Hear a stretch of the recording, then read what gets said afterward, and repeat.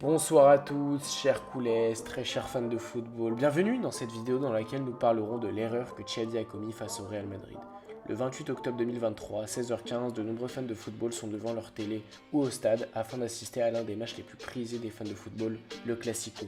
Le match démarre extrêmement bien côté catalan, le Barça démarre avec une compo assez nouvelle, un espèce de 3-4-1-2, Ter Stegen au but, Inigo Martinez, Christensen Araujo en défense, double pivot Gundogan, Gavi, piston droit Cancelo, piston gauche Baldé, meneur de jeu Fermin et Ferran João Félix en pointe. Le Barça délivre une vraie partition de football durant 45 minutes.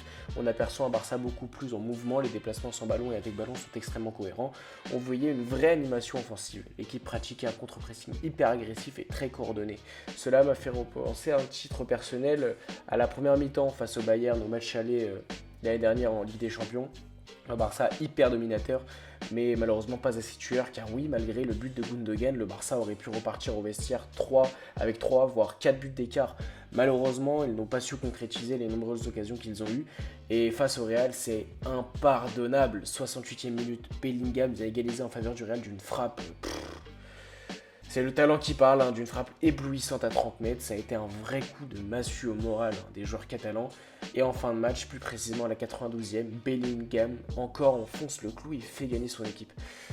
Mais quelle fut l'erreur de Xavi et comment et pourquoi son équipe s'est écroulée aussi rapidement? La raison simple pour laquelle le Barça s'est écroulé, ce sont les changements de Xavi qui n'ont pas été bons et hyper contre-productifs. Le premier changement eut lieu à l'heure de jeu. Lewandowski rentre à la place de Ferran Torres qui, à titre personnel, faisait un très bon match et est essentiel dans le système de Xavi. N'oublions pas qu'il était donc d'ailleurs à l'origine du but de Gundogan. Il était hyper mobile, il décrochait intelligemment, il se déplaçait intelligemment. Tout le contraire de ce qu'a fait Lewandowski, qui a fait une rentrée assez catastrophique, n'ayons pas peur des mots. Il était très lourd, on avait l'impression qu'il pesait 3 tonnes, sa manière de se placer quand le Barça avait le ballon était catastrophique. Un coup il se retrouvait à provoquer sur l'aile gauche, puis il s'est transformé tout d'un coup en un meneur de jeu. Puis parlons de son jeu avec ballon, c'était horrible à voir. De nombreux contrôles ratés, trop d'hésitations, des passes inutiles, aucune prise de risque, des mauvaises décisions.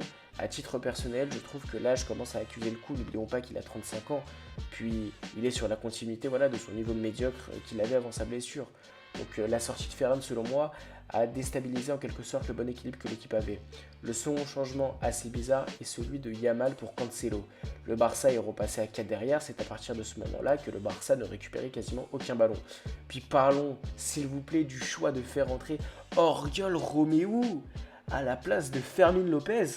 Donc là, on est clairement passé à un milieu à 3 donc en point de basse, alors que le milieu double pivot plus meneur marchait à la perfection. Et n'oublions pas une chose étant très importante, que dans un milieu à 3, la pierre angulaire, c'est la sentinelle, la pointe basse. Or, la pointe basse était Oriol Romeu. Et quand cette pierre angulaire, ce joueur n'est pas au niveau, c'est toute l'équipe dans son entièreté qui en paye les frais, qui tombe. Xavi s'est tué lui-même, a tué son équipe dû à ces changements. Sur ce, n'hésitez pas à me dire vos ressentiments dans l'espace commentaire.